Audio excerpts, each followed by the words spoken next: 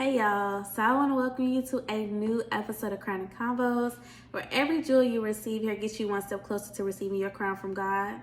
Now y'all, these jewels are not intended for you to just take, put them in your pocket, save them for a rainy day. But what you want to do is take them back and start your own conversation with God, where you will receive insight, instruction, and increase. I'm your host, Aaliyah, and I'm so happy to be back with you guys. So y'all, first off, I'm happy to be back on camera. Right? So if you guys have watched the last two episodes, you will know that we have started a new series called Being Faithful in Confusion. And in both of those episodes, I was not on the screen. Well, the reason for that is because when I record, those are the very first two episodes that I ever recorded outside of my practicing in my play episodes. Those are the first two that I recorded. And if you watched my very first one that I posted, you will know that I was shy and I was back and forth on whether I wanted to be on screen or whether I didn't want to be on screen. But when it came through for me that I received the blessing that I received from my house, I had to tell somebody. So I was like, well, Lord, I ain't ready to be on camera yet, but I'm gonna go ahead and start getting this testimony out because I have to tell people what you just did for me. It was so unexpected. I didn't expect him to do it. I didn't know if it would happen or not. And so when it happened, I had to glorify him. And that was the way that I decided to honor him, was to start the project that he told me to start, which was this podcast. Right? So this is the third episode in the Being Faithful in Confusion series. The first two ones, they were recorded. And then by the time I recorded those, I was a little bit comfortable being on camera. So these two I'm recording now, in October. And I was back and forth about whether I wanted to record them on camera or not, to match the series. But listen, I'm comfortable being on camera. I like my energy on camera, and I miss being on camera with you guys. So I'm back on camera, and we are going to start with the very third episode of the Being Faithful in Confusion series. So the last episode posted, I told you guys that I had finally told my uncle that I quit my job, and he intended to help me but was not able to. I also told you guys about the encounters that I was having with God through the lady that I met in the grocery store, and then the YouTuber that he had me to set up a consultation with. And so this episode, I'm going to be talking about the continuous encounter with the YouTube person, because God did have me in partnership with her for a couple days, and it was so Holy Spirit led that so much of my life and so much of the content of the new book that is going to be released at the end of this year came from this encounter with this woman. So I feel like I cannot tell about this testimony without mentioning in depth what was going on. Right, so I left y'all with, we had a conversation where she was like, what was the last thing God told you to do? And it ended up being this book. So that was on January 15th. So she reached out to me some weeks later. This was on January 26th. And I'm going to have to be reading this, y'all, because I'm recording on my phone.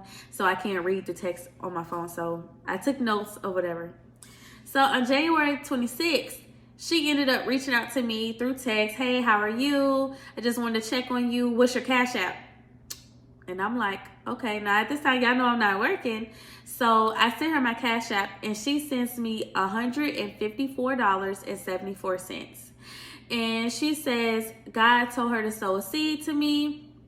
And also she gave me a word, and she said, God is going to turn your situation around. God is going to turn your life around in 90 days. Expect him for it. Now, this is on January 26th. I want y'all to remember that. January 26th, because it is going to be very significant at the end. So, after she sent me that, I was just wowed. I was wowed. So we continued conversation and stuff like that. And I ended up sending her a text, and I was like, I sent her a text and said, whatever you're doing, keep doing, because it's working. And this was the first time that I realized the power of my words, but also I realized that the Holy Spirit used me to speak to people. And because it was the first time, I had no clue like what had just happened. So I told her, I don't know why I said that. I don't know what you're doing. Pray that was from God just now, because that was random. Now, she said, wow, she was wild, because she said the day before she was checking out of a hotel and God had her to leave a note to the housekeeper that said, whatever you're doing, keep doing it. And it was just like, okay. So now I'm like, all right, Holy Spirit, I know that you're moving. I know that you're using me with her and you're using her with me. So keep going with it. So she ended up calling me. We had a conversation. And what I learned was that she was leaving her home in Virginia. She had been living with her father.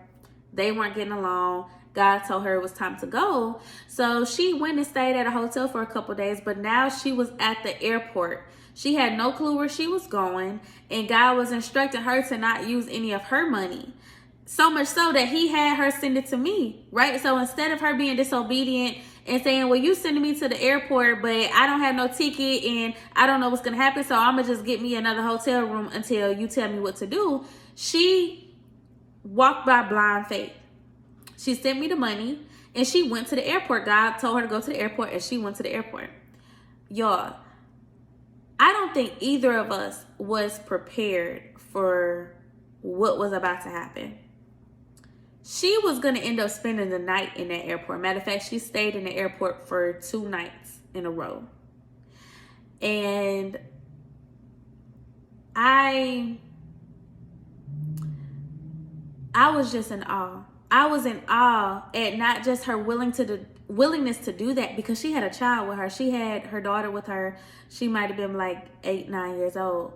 So not only did she have the willingness to do that, but she also had the willingness to continue sowing into people and praying for people. She was in the airport ministering to people and laying hands on people and praying over people. And she did this with a cheerful heart. And it was such a humbling experience, because I've been homeless before. Like in 2017, I wasn't getting along with my parents, so I had to leave the house. And I had nowhere to go. And I was misplaced from January to September. September is when I got my apartment. So I was couch surfing. I was staying in my car. I stayed in hotels when I could afford it. And I was traveling back and forth to my best friend's place. And she stayed 2 hours away. So it wasn't something that I could do every day. So what I had to do was like try to work like Monday through Thursday or Monday through Friday. And then stay the next 3 days with her and then come back. Not to mention I was still in school at that time as well. So I had been misplaced before, and I couldn't do it with a child. I would probably be the most disobedient person on this earth, because I don't think I could ever experience anything like that with my son. I don't. And as much as I love God, I love my baby. So I couldn't bear to do that. I couldn't bear to do that. So I was just in awe at her willingness to do that, because she loved God so much and because she trusted him so much. And let me tell y'all, trusting God does not mean that you have all the answers and you know everything that's about to happen. Trusting God is saying, God, I don't know what you're doing, but I trust that you will not allow any harm to come to me. And I trust that if you're telling me to do this, then you got a plan for me and you're going to get me through this, and you got provision on the other end. Right? So the fact that she trusted God like that, it was such inspiration to me. And it humbled me, because I'm somebody who was complaining about working, but I had a house. I had provision for me and my son. We had heat. It was cold. We had heat. We had blankets. We had running water. We wasn't homeless. We wasn't misplaced. So I had to humble myself. Like my problem seemed so little to me when I realized what she was doing and what she was going through and what she had a willingness to do. Because I don't know I know her and her dad didn't get along. I don't know if he made her get out or she chose to get out on her own. But bottom line, she left. She left what was comfortable. And she had family in another state. But because of what she stood on, she wasn't willing to just do that. She wasn't willing to just go there. So she stayed in hotels until God told her to don't stay in the hotel but go to the airport. it's time for you to move. So, in all that, when I realized that she was at the airport and she needed to get somewhere, I actually wanted to send the money back to her, but God kept telling me, don't you send that money back. Don't you send that money back. I was going to try to sneak it. I don't know how I thought I was going to try to sneak one over on God. But that's how slow I am. But I was going to try to sneak it back to her. So when it sat in the Cash App, I didn't Cash App it to myself. I just saved it in my account just in case he needed me to send it back or I was going to have to send it back. I never sent it back, though. I never had to send it back. And I'm going to tell y'all why. So I ended up praying for her. I prayed for her and I let her know by the end of that day, God is going to answer one of your prayers. I don't know what the prayer is that he's going to answer, but you are going to get a prayer answered.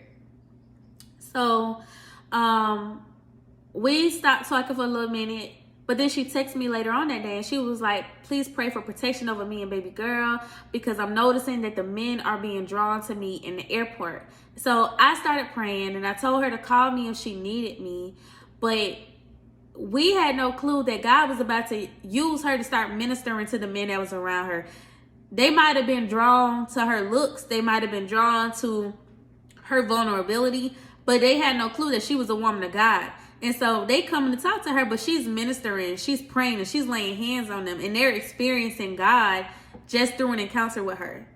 And we were just like mind blown because it was like 3 or 4 different men in there, and she would pray for them and she would lay hands on them and she would talk to them and just minister to them.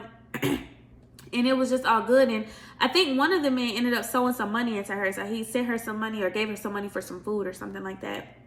So it was just, we were just, like I said, we were mind blown at what God was doing. So during that same time, I remember God had me in the book of Joshua, and I can't remember the chapter, but it's the story about possessing the land. And so the people, they were in their promised land. They were already, they went to Moses about like, we want this land right here. But Moses was like, so you expect that y'all just gonna sit here while the rest of the people not fight? Well, so you expect that y'all are just gonna sit here and be here, but you know that the rest of the people gotta fight and y'all are not gonna help. And the men were like, well, no, we just want the land. We'll leave our wives and children here, but we'll help those other people cross over into their promised land, and then we'll come back and rest. And so Moses was like, well, if you keep your promise, then this land could be yours. And so that's what it was. These people had reached their promised land. They were at their land of rest, but they knew that they could not rest until they went back and helped the other people that was with them. So they couldn't rest until they got the other team into their promised land. Right? And so it ministered to me that God was using her, that while she might have been in while she might have been in her promised land, that God still needed her to get to others. God needed her to pull others up with her so that they could get to their promised land. And so we just realized that, listen, we want to rest, but you can't rest, honey. This is not a time for you to be resting. You working right now. But just know that the promise is yours. It has been received, and you're going to come back to it. So that night, and again, this is all still the 26th, we sat on the phone and we just ministered for hours. And y'all, the Holy Spirit was so present in our encounter. The way that we just threw stuff at us, the way that we recounted what that day was like for us. And what the theme of that day ended up being obedience. Like how both of us were obedient. How she specifically was obedient when she left her home. She was obedient when she sold into me. I was obedient when I didn't send it back. She was obedient by staying in the airport and trusting in God. And we just like really understood like obedience is God's love language. Like obedience is his love language. If you want anything from God, be obedient. Trust him and be obedient. That's what's going to make him move. What's going to make him move is you moving in blind faith. God, you want me to apply for that house and you know my credit is trash and I don't even have the money. I don't even have a job right now. But you telling me to go apply for that house? That type of obedience, that bold move, that bold faith, that's what's going to get God to move for you. I'm telling y'all now, that's what's going to get him to move for you. And guess what? The thing about God is, even if you made a bold move like that, even if you was wrong, but you thought that God was telling you to do that, he will work that into your life. He will do good with that. Just because you thought that that's what he was telling you to do. Now, one thing about it, God knows your heart. So you can't just be making moves and being, well, God, I thought you told me to do this, so that's why I did that. God knows your heart, and God knows the true reason by everything that you do. He knows your intentions. He knows your heart's motive when you do things. And so when you move with bold faith, and God sees your heart, and he knows that you truly, truly feel like you were moving in a way that he wants you to move, in a way that he's telling you to move, he will honor you for that, even if it's wrong. Even if it's wrong. So keep that in mind. So we continue, and just understand also, when you're obedient, again, God knows your heart. And so God has said so many times through the Bible that, you feel like certain behaviors or certain attitudes is what gets you into God's presence, is what allows him to call you righteous. But that's not what it is, because he done told them people several times in the Bible, I don't care about your offering.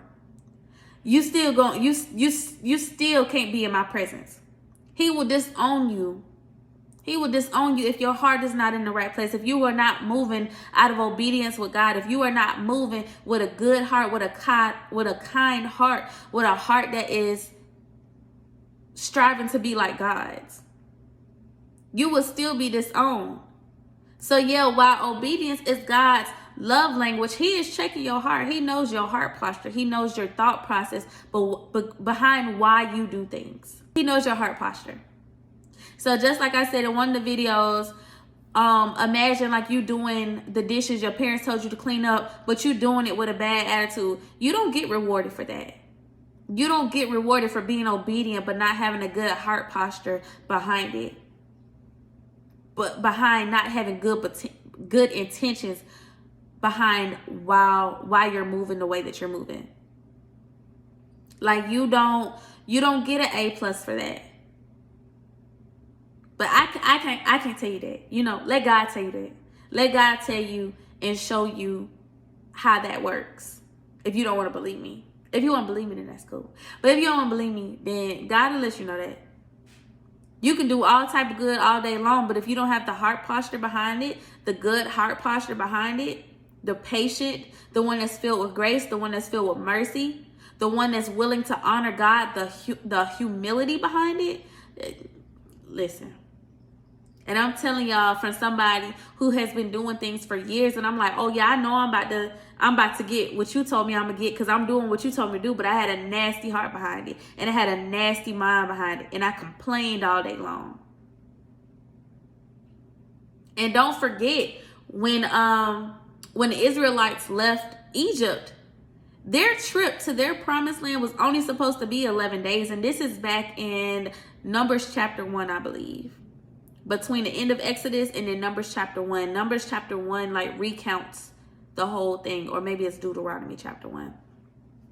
But they was only supposed to be on their journey for 11 days, but they complained so much and they were disobedient that they stayed for 40 years. And in that 40 years, God had allowed all the people who left Egypt to die off. Those people was never going to see the promised land. Their kids were the one who were going to see the promised land. The only original people who saw the promised land was Joshua and Caleb.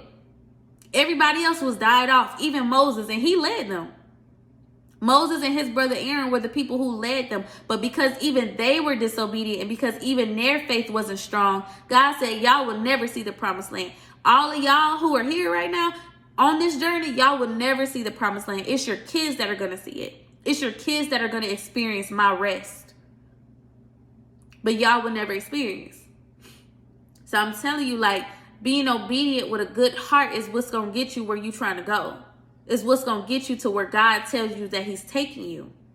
Being obedient and complaining the whole time, being obedient and whining, being obedient and being mad at God, being obedient and being mad at the people that's around you because their life is looking different. Their life is looking like how you think yours is supposed to look. You are going to be on your journey extra long.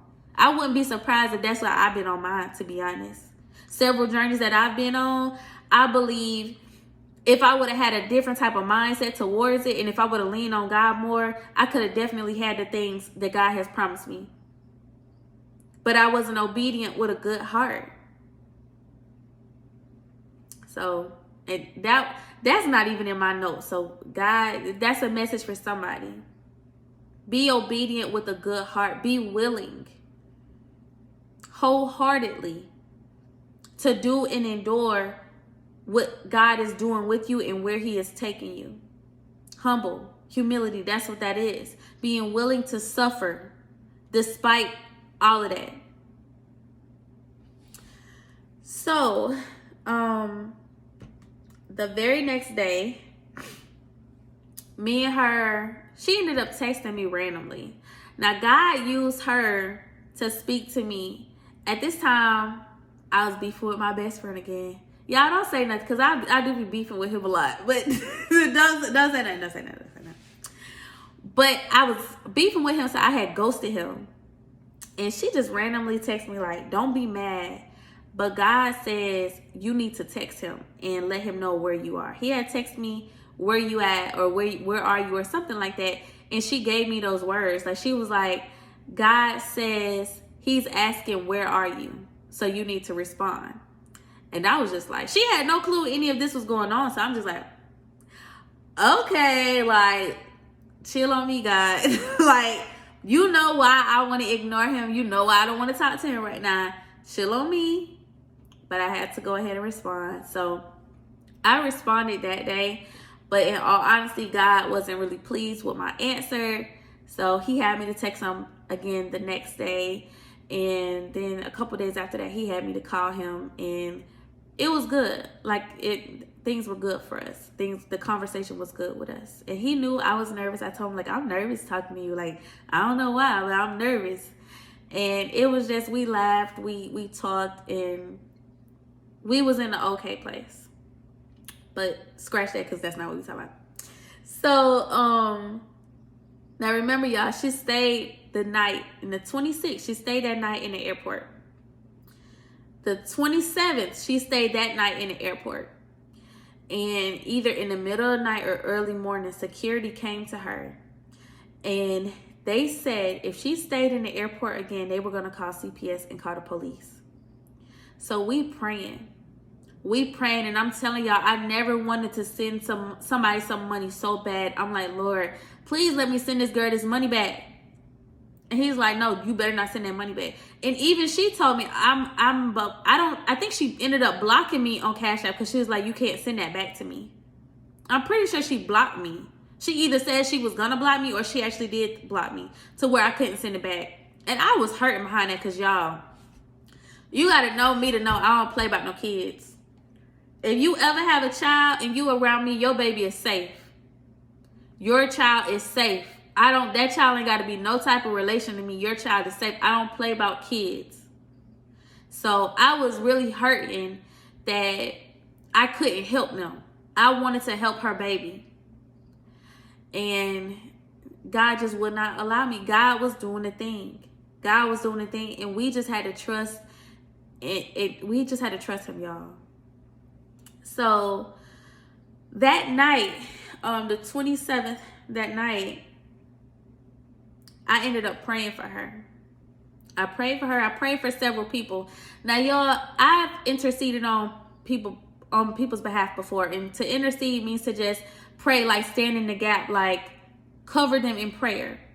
You know, right? Like go to God on their behalf. So I've done that several times. And sometimes when I do that, I will have God tell me exactly what it is that I need to pray for. Like, if there is a certain thing that I need to pray about, if there's a certain demon that need to be casted out, if there's like whatever it is, tell me, because I want to name it out. I want to call it out. So that night, God gave me a set of scriptures for her. And then he also gave me a dream. Now, y'all, I'm also a dreamer. I don't know if I'll ever tell y'all some of my dreams, but I'm also a dreamer. And my dreams are not just like, they're not just, oh, a spider means this, a spider means that. Like, God gives me scriptures behind my dreams. God gives me a deeper meaning. Any of my dreams, I can't go on Google and look them up. Like, I really have to ask God, okay, God, what do you mean by this? What do you mean by that? So God gave me a dream as well, and he used somebody to symbolize her. She's from Florida, so he used an artist that's from Florida. And it was just so crazy. So when I had the dream and when I had the scripture, I was really nervous about telling her the next day because it was so bad. And I'm like, Lord, I don't want to tell her this bad news and stuff like that. She done asked me to pray for her. I done asked her to pray for me. I don't want to tell her this bad thing that you want me to tell her. But she ended up delivering the message to me, and I'm going to tell you about that. But for me, I ended up telling her what the message was, and she started crying. It hit her. She knew exactly what I was talking about.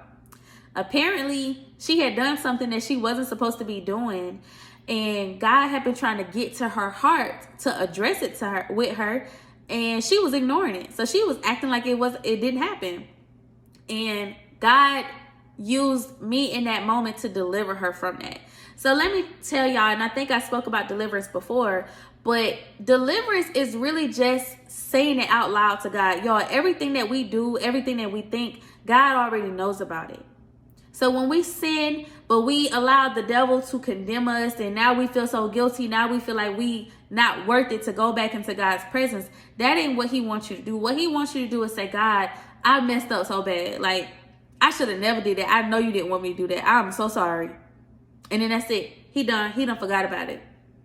He ain't gonna never bring it up to you again. Don't allow yourself to be condemned by your actions. We are humans. The only certains in this world is God is perfect and we are not. So we are always going to mess up. The goal is to strive to be as close to Christ as we can, but we're human and we will make mistakes. When you make a mistake, take it back to God and say, God, I messed up and I'm sorry because I shouldn't have did that. Please grace me and give me instruction on how to deal with this thing, whatever it is that you're dealing with. Ask God to show you how to deal with it so that the next time you are tested or the next time the enemy comes to you with it, you know how to fight it off. You know how to get out of there, right? So all she needed to do was have a conversation with God. Let me tell y'all how fast God works. We get off the phone. She's crying. She said, I'm finna go pray. We get off the phone. 2 hours later, she texts me and says she has been accepted into a homeless shelter. So we're happy. So she's waiting for a police officer to get there to see if they will take her to the homeless shelter.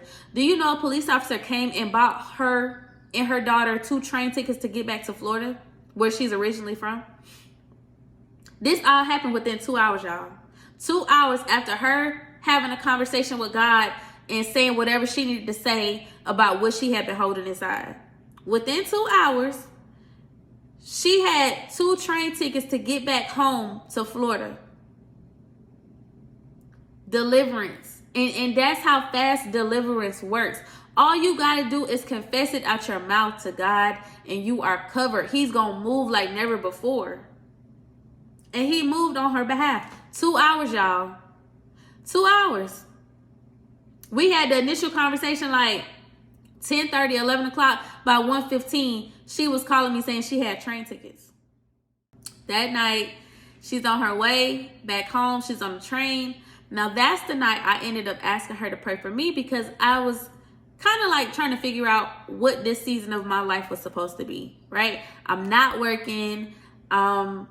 Not in a good place mentally, emotionally, spiritually, but I started trying to understand, I think this is where God wants me to be. I think this is where he's showing me.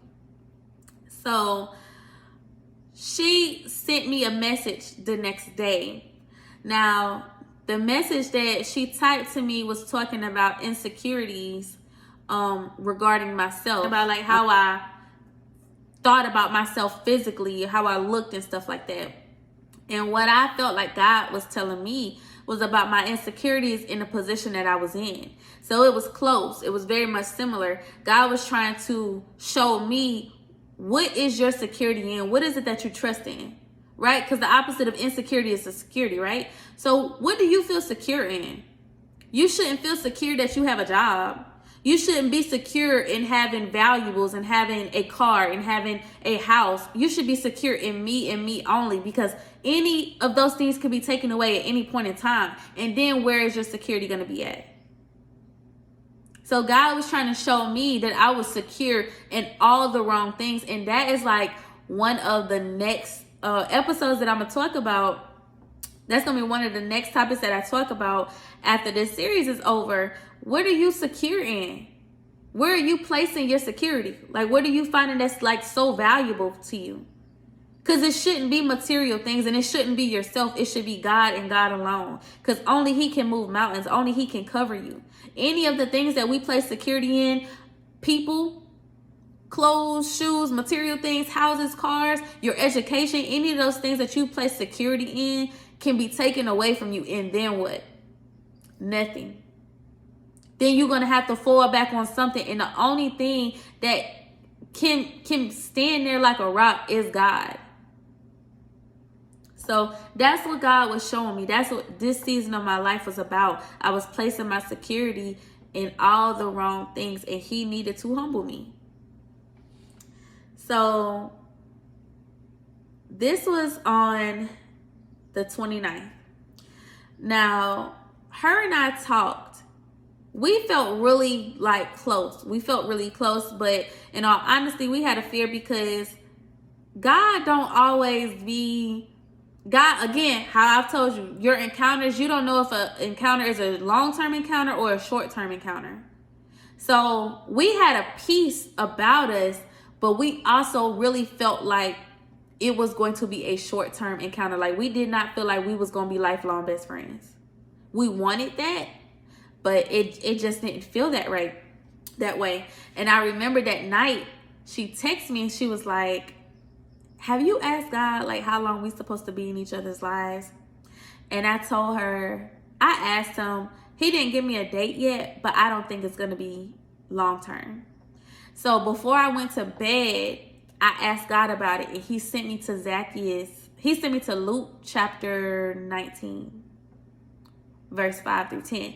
Now, I talked to y'all about this before. If y'all remember Zacchaeus, the guy that climbed the tree wanting to see Jesus, and Jesus was like, you need to come down because I need to be a guest in your house today. And when he got to the house, Zacchaeus just started confessing, Lord, if I have done anything wrong, I would make it right, and I would pay these people back 4 times the amount that I took from them. Deliverance, right? So as soon as he confessed himself to God, God said a man has been saved. So in that moment, God was telling me we had served our purpose in each other's lives. We was only needed to deliver each other from what was holding us bondage. After that, we was going to cut ties. And so the next day, on the 30th, we said our goodbyes to each other. We loved each other so much. We thanked each other for the experience. It's an experience that I still like. I've felt nothing like it before. So we stopped talking. We did end up connecting again, but God has taken us out of each other's lives again. So again, it's not, we loved each other enough to keep trying to be friends, but God was like, no, that's not, that encounter is done with. It's done with. So we are not friends right now. I still love her very much. I actually just prayed for her before this episode because I knew that I was going to be talking about her, and I just wanted to make sure that she was covered wherever she was. So that was the end of it. January 30th, that was it. And again, this experience was so important to me to mention because so much of my book is about how we waste so much time like waiting for the next big thing to happen. And we're always waiting for more and more and more, new, more money, more clothes, a bigger bank account, more jewelry. Like, we're always waiting for the next best thing. But there's somebody who doesn't have nothing and they're making the most of what they have. And that's the humble spirit that God is wanting us to be in, because we have to know that he is the only true provider. That job where you're making $300,000 a year, that's not your provider. Because you can lose that. And do y'all see all these layoffs that are happening? That can be taken away from you. Then what are you secure in? Then what's going to be your foundation? Those things can break. Those things can be moved. You're going to lose it. If you ain't trusting in God, you're going to lose it when you lose that stuff. You are going to lose your mind. So I appreciate this experience with her. And I appreciate seeing that even with the little that she had, she was able to bless me. She was able to bless the people that was in the airport, and she was still able to be obedient. It was really a blessing to see, y'all, because I know me and I know I couldn't do that. So the boldness that she had to do that walk, it was amazing. So, y'all, that concludes this episode of the Being Faithful in Confusion series. In the next episode, we are going to be talking about my book. Now, not necessarily the contents of the book, but my book deal. Yes, y'all, I got a publishing deal. So that's why I keep saying that the book is going to be out by the end of this year. But we're going to talk about that. And we're also going to talk about something else that God blessed me with in this season, where when I got the book deal, God also blessed me with something else. So it's just going to blow y'all's mind when y'all see how everything came together and how obedience really is God's love language and really is what's going to get God to move on your behalf. So, the jewel of the day.